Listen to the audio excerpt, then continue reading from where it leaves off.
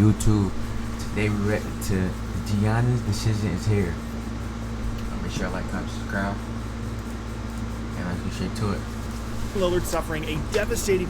Now lately I've been hearing like everybody been talking about how Giannis is not only on the Bucks this off season and he's gonna get traded and all that, and I'm all here for it. As long as he go to a good team. I really want him to go to the Lakers. Now I've been seeing like a lot of people say he might go to the Lakers. I want him to go to the Lakers because that would just be legendary. That would be just Luka, LeBron, and Giannis. Oh my god. Oh my god, we went in and never ring. Lakers went in the ring. Torn Achilles and the future looking bleak for the Bucks. All eyes are now on Giannis because, simply put, this Bucks team does not have a way out. We talked about this in a video the other day after Dame tore his Achilles and got hurt. There's no realistic way to go into a meeting right now with Giannis and convince him that he will have a real chance to win a title in Milwaukee, at least for all of next season and probably beyond. Because even before the Damian Lillard injury, this was a team that was trending down, a team that really only existed in the semi-contender kind of sphere within the Eastern Conference because of the greatness of Giannis. It didn't have all that much to do with the team they built around him. The Dame thing really wasn't working all that well. They dumped Chris Middleton in the middle of the year to add Kyle Kuzma. There wasn't really a positive spin on the Milwaukee situation in the first place, and then you add in the fact that Damian Lillard is going to be gone for all of next season with a torn Achilles, and when he does come back, he's going to be 36, 37 as a guard, trying to recover from an Achilles tear, making a ton of money. There's no way you can convince Giannis that this is a situation. Next season? How long is an Achilles tear take? 2 years? I'm thinking it's just all this season. It gives him a great chance to win a title, not just next year, but moving forward into the future either. No picks, no young guys, no real chance at contention, which means that we might actually get the offseason of the Giannis trade rumors and trade request. We always talk about this every offseason when we're talking about, oh, maybe Miami's involved, maybe Dallas is involved, all these different things. Now it's actually real. So the question is, where will he go and what will the trades look like? Well, there's a couple of teams, of course, that are going to come up in the beginning of this discussion. People are going to talk about the Lakers, for example, because it's LeBron and it's Luka, and then you that's why I want him to go. Add Giannis to that, and it's unbelievable. When you look at their assets, it's just unrealistic to expect the Lakers to find enough salaries to put together to bring Giannis in this offseason, to find enough assets to make Milwaukee interested. Even if he did request a trade, obviously he would most likely be interested in playing for the Lakers and playing in LA. That's not in question. But it's going to take a lot, and it's going to take a team that has real legitimate assets to send back in exchange, and the Lakers simply don't have that. Similar situation for the Clippers, a team that I've seen thrown around a bunch. Their situation is a little bit more flexible than the Lakers, but they don't really have a ton of future assets or young guys either, so that situation, again, is unlikely despite the obvious appeal of playing in LA. And then you have some other teams that probably don't have enough assets. A team like the New York Knicks continues to come up because, again, wanting to play in New York, they're always going to be at least mentioned in these free agency and big trade destination situations, but they just don't have the assets. Like, they could do Karl Anthony Towns and a little bit of extra stuff, but that's just not enough to get Milwaukee interested when there's other teams around the league that they could find that would be willing to give up a ton in exchange for Giannis. He doesn't have full control over the situation. He's not going to be able to dictate exactly where he wants to go, to the point that the Bucks would take this small of a return in exchange for Giannis. So the Knicks are most likely out, unless, as we're going to talk about later, they're really motivated to take a trade package that keeps them semi-competitive in the short term, in which case Karl Anthony Towns would certainly help them do that, but I think it's unlikely. Another team that would be thrown out kind of in that same category would be the Miami Heat. They don't have a ton of great long-term assets, but if you just want to be kind of okay in the meantime, the Heat could call and offer, frankly, a terrible trade package. But again, in a scenario in which Milwaukee's trading away Giannis, they're not trading him away for this. So now that we've gotten to all of the teams that probably aren't going to get Giannis, what about the real legitimate contenders to trade for Giannis Antetokounmpo this offseason? Really quickly, though, I want to thank the sponsor of today's video,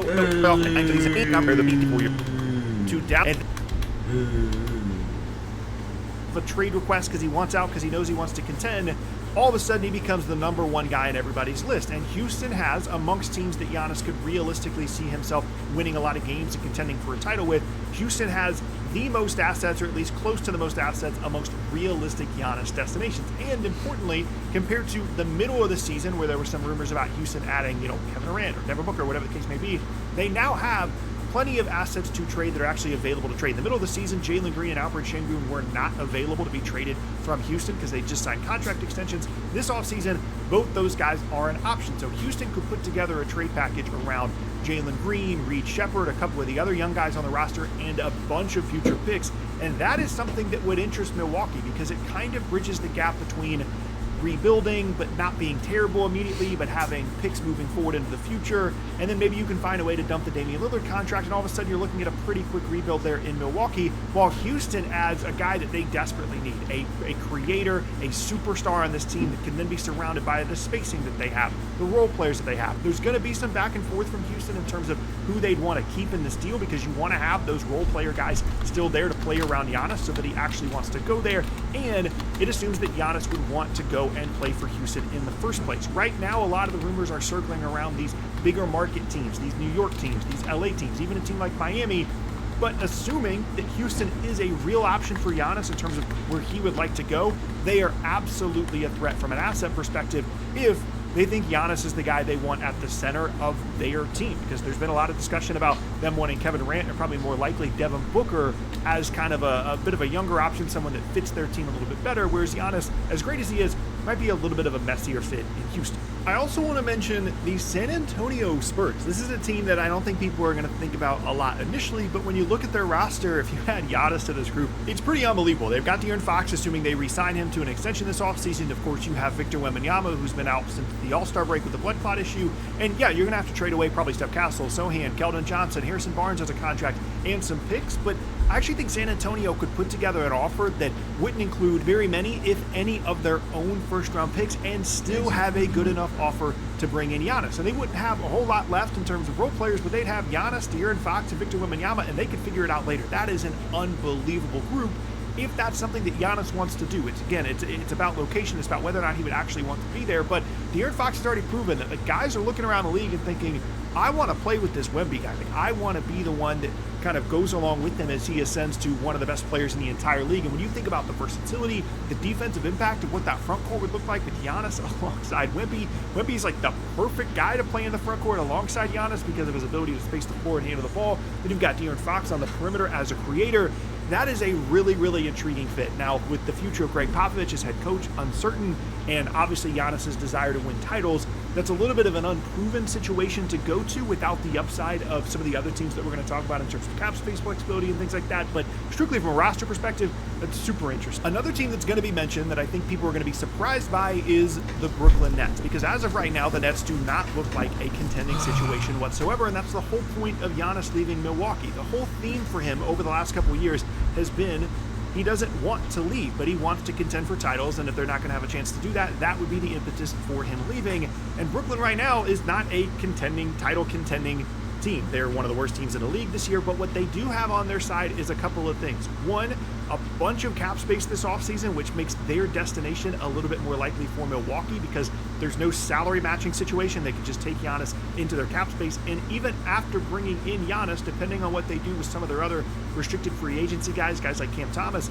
they're still going to have a bunch of cap space left over. Not quite max space unless they do a couple of different things in terms of dumping contracts, but they could add Giannis to a team that has Cam Johnson, Nick Claxton, maybe a max cap space slot, and if they're able to keep it in the trade, a potential top 5 pick in this upcoming draft, depending on what happens in the lottery here in a couple of weeks. So you could realistically look at a situation where it's Cooper Flagg, it's Giannis, it's Cam Johnson, and it's Nick Claxton, which isn't a great group, but then when you start to add some other pieces there with the cap space that they have, it could be kind of interesting, in addition to playing in New York and the bigger market that Brooklyn has proven to be in terms of free agency and trade request stuff in the past. The problem is, that's a lot of ifs. That's assuming that the Nets get a good draft picks. That's assuming that Giannis wants to go there. That's assuming that he's okay waiting for maybe a year for the team to fully come together in terms of these future assets. It's assuming that the Bucks are okay with this kind of a trade package where they're not really getting any players back. It's just a bunch of picks. And it's assuming that the Bucks are okay trading Giannis without getting whatever high draft pick the Nets get in the lottery, and that the Nets are okay trading away that pick in that. I just feel like Giannis going to the Lakers. I'm just not saying this just because, like, I want to Lakers. I'm saying this because one, I want him in the Lakers. I feel like he's gonna be a good fit for the Lakers because he gonna get points when you need them.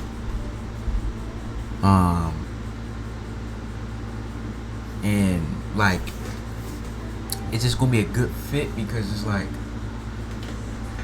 I feel like it's just gonna be a good fit with LeBron, Luka, and Giannis. They could be throwing him lives, and then Giannis sometimes, like, Giannis would be like the only one scoring on the Bucks, and like sometimes they like the whole team would be on him, and like that just wouldn't happen when he's on the Lakers because he could just pass the ball to Luka and he gonna make it, or LeBron even, and he'll make it. So that would like put less stress on Giannis, and then Luka and LeBron could be throwing Giannis live, and then like I feel like the chemistry with like Luka, LeBron, and Giannis would just be so good, bro. Like that they would just go crazy. And also I want LeBron to win another ring, and I also want Giannis to win another ring. So that would just be so good. And Giannis gonna get the points when you need him, and like sometimes Luka could be the only one that's like scoring, and you feel me? That wouldn't be the case. It could be when Luka having a bad game, Giannis always gonna be right there. You feel me? So I just feel like it's just gonna be a good fit, Scenario. So it does seem pretty unlikely that the Nets would actually end up with Giannis this offseason, but I do think that they need to be mentioned given their overall assets and salary cap structure, and a couple of decent role guys that I think would appeal to someone like Giannis in terms of trying to build a contending team and having a couple of good role players to start. Now, the other team to mention here that I personally think is unlikely but is going to continue to come up is the Oklahoma City Thunder. As of the recording of this video, we do not know how the Thunder have done in the postseason. It's possible that they didn't do as well as they wanted to and they were disappointing. It's also possible that you're watching this and the Thunder have just won the NBA title, which obviously changes a bunch of things in terms of their overall interest in adding Giannis. If they wanted to, the Thunder are certainly able to bring in someone of Giannis's caliber from an asset perspective. They still have a bunch of future picks. They got a lot of really good young guys. However, in every scenario, at least in my opinion, they'd have to give up at least one of Jalen Williams or Chet Holmgren to bring in Giannis. That's just how the salaries would have to work. That's how the asset exchange would have to work. If the Bucks are trading Giannis to OKC, they want one of those guys in the deal. That's just the bottom line. They know how many assets OKC has, and they want one of those guys. And I'm not saying that OKC would say no to trading away Chet or Jalen Williams in a Giannis trade. I'm simply saying they would think about it and potentially say no, because of how well their team works together, because of how well they've built this team, and it just hasn't been the model of Sam Presti over the last handful of seasons to throw this huge wrench into the plans that they've been building for years. It's clear that they have an amazing team with SGA, Jalen Williams, Chet, and all of their depth, and adding Giannis into that at 30, almost 31 years old, giving up a bunch of assets in order to add him doesn't necessarily make sense with their long-term vision. Now, a quick exit in the playoffs and potential disappointment in the playoffs can obviously change that in a heartbeat, to where all of a sudden they're thinking, okay, we need to try and win a title here. We need to go ahead and make some moves to make that a realistic goal. And then all of a sudden things change. If that was to be the case, I would say that OKC would be a real threat to add Giannis, assuming he actually wants to go there. There's no guarantee that Oklahoma City is the place that he would want to go over a team like Houston or Brooklyn or New York or one of the LA teams, if they're a possibility, Miami, whatever the case may be. From a destination and a franchise perspective, unfortunately for their fans, OKC is just on a different tier from the other teams that we're talking about here, but they certainly have to be mentioned in terms of fit and overall assets. Having said all of those things, with all of those teams mentioned, couple of steps here. First, Giannis has to actually decide that he wants out. He has to realize that there's no real way for him to contend this season, and then ultimately he would be requesting a trade, and then we'd get into the bonanza of what teams are potentially going to be trading for Giannis. Step two, he'd have to decide where he would want to go, and I think pretty much every team on this list would be realistic in terms of where Giannis would like to go, even if they don't have the assets. Step three would be Milwaukee figuring out what assets they want in return, because the piece we haven't talked about so far is that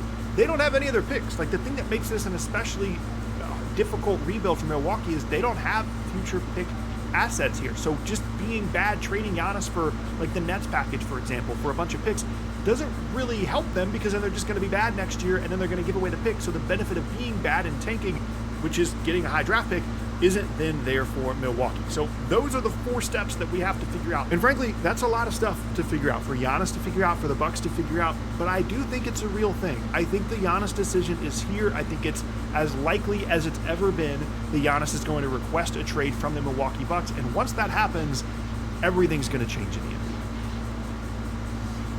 W video, man. Like I said, Giannis to the Lakers. We out.